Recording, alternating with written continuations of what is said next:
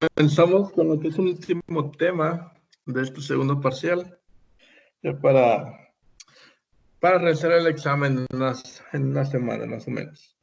El último tema es aceleraciones tangencial y radial. Vamos a ver. Entonces, si consideramos el movimiento de una partícula a lo largo de una trayectoria curva uniforme, en la que la velocidad va a cambiar tanto en dirección como en magnitud, como se escribe en la figura 1. Aquí tenemos esta figura. La trayectoria es esta, una curva uniforme, la naranja. Y tenemos que la velocidad está cambiando tanto en magnitud como en dirección. Bien, dado esto, sabemos que el vector velocidad siempre es tangente a la trayectoria. Sin embargo, el vector aceleración está a cierto ángulo de la trayectoria.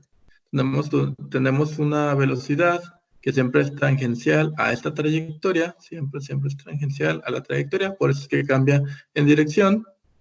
Y tenemos una aceleración A, esta aceleración A, que va cambiando constantemente, siempre tiene un ángulo, siempre cambia en ángulo de la trayectoria. Entonces, la velocidad siempre es tangencial a la trayectoria y A va a producir un ángulo diferente para cada punto respecto a la trayectoria. En los puntos A, B y C tenemos tres círculos discontinuos. Cada uno representa la curvatura de la trayectoria real en cada punto. Tenemos el punto A, la curvatura real es este círculo, esta circunferencia azul.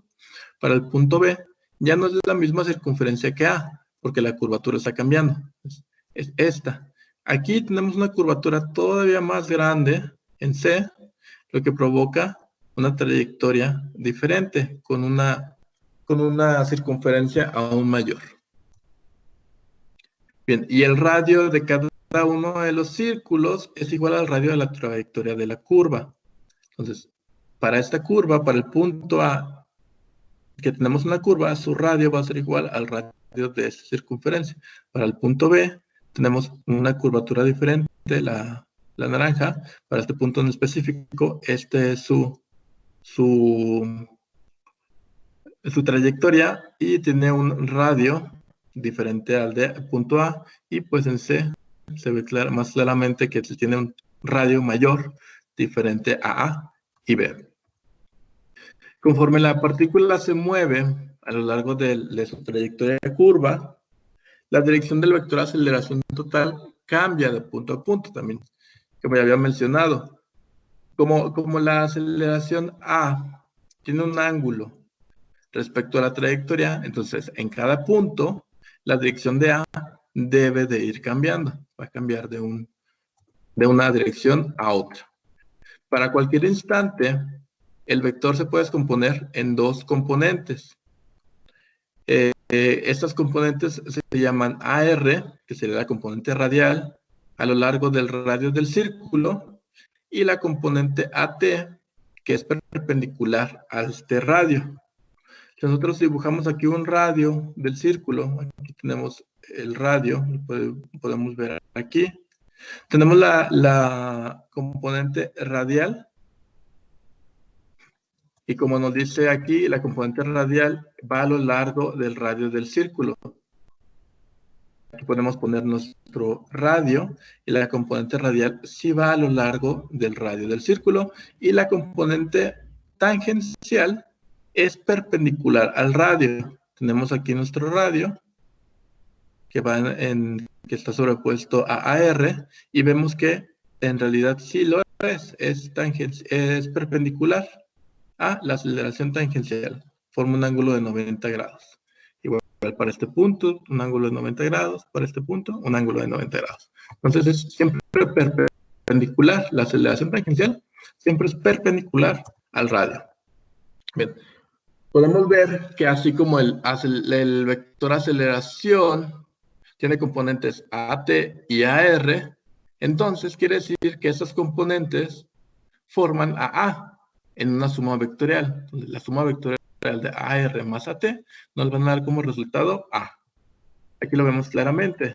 Otra vez, tenemos componente AT, componente R, la componente radial, la componente tangencial, y la suma de estas componentes pues, nos da A.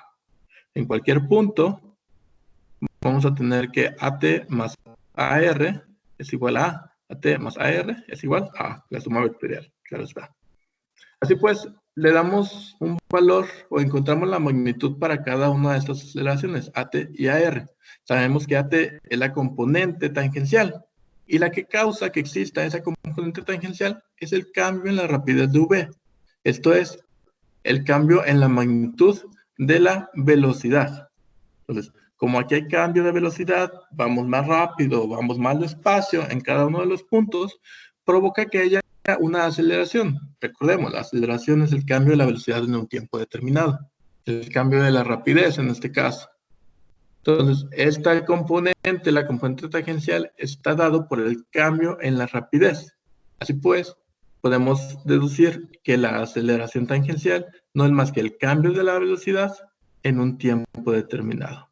La magnitud del cambio de velocidad en un tiempo determinado. Esa es la aceleración tangencial. Por otro lado, la aceleración radial surge a partir del cambio en la dirección del vector velocidad, lo que sucedía en el movimiento circular uniforme, que teníamos una aceleración centrípeta debido al cambio en la dirección. Aquí pasa lo mismo.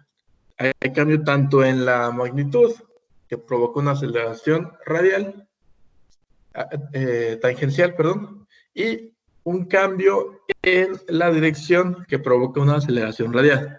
Dirán, pero pues ¿por qué radial si ya teníamos la centrípeta y la provoca el mismo? Pues sí, de hecho es lo mismo, simplemente aquí como ya tenemos vectores, tenemos que decir cuál es la dirección de este vector.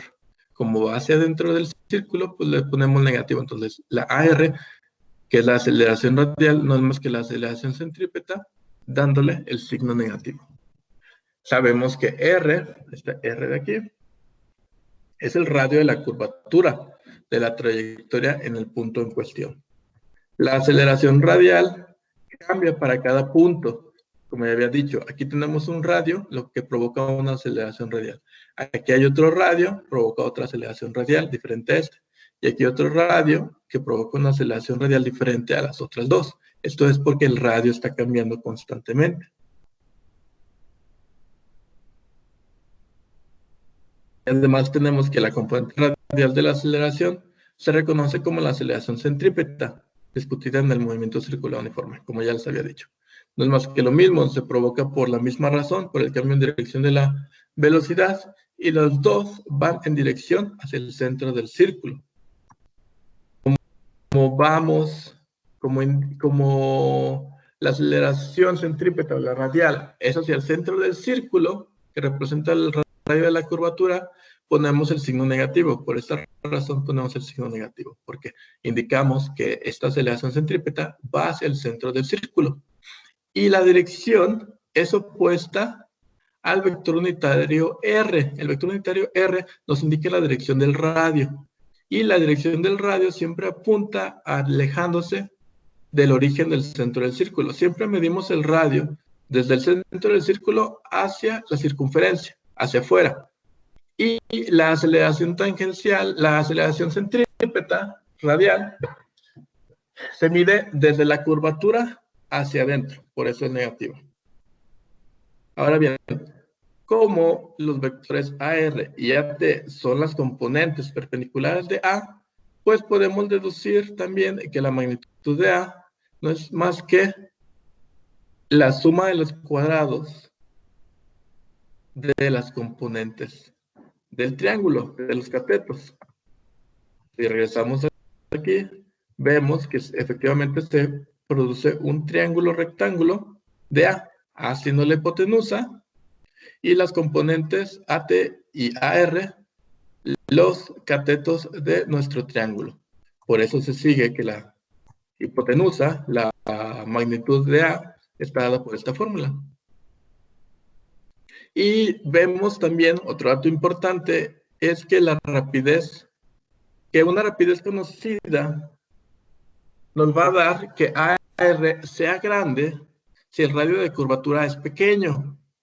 y es pequeña, AR, para uno más grande.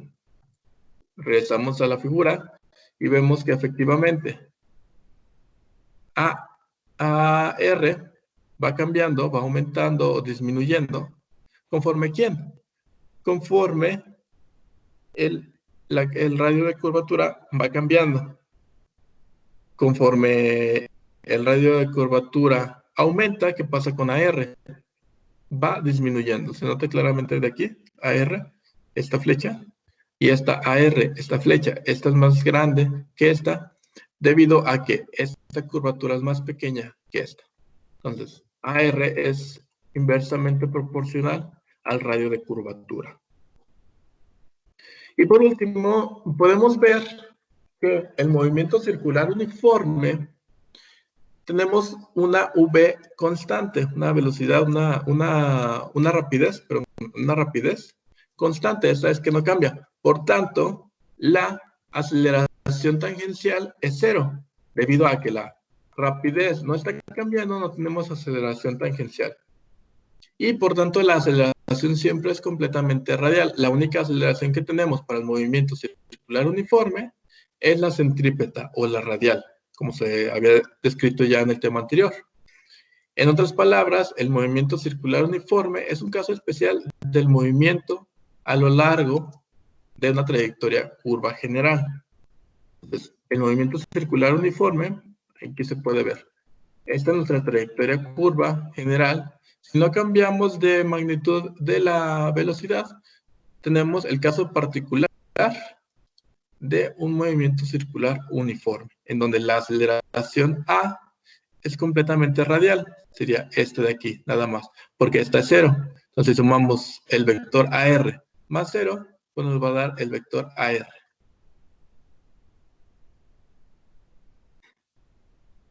Además, si la dirección de B no cambia, no existe aceleración radial y el movimiento es en una dimensión.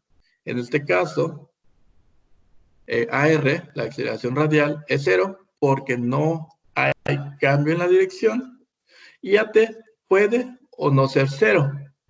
Entonces, si es cero, tenemos un movimiento rectilíneo uniforme, donde la velocidad no cambia ni en dirección ni en magnitud.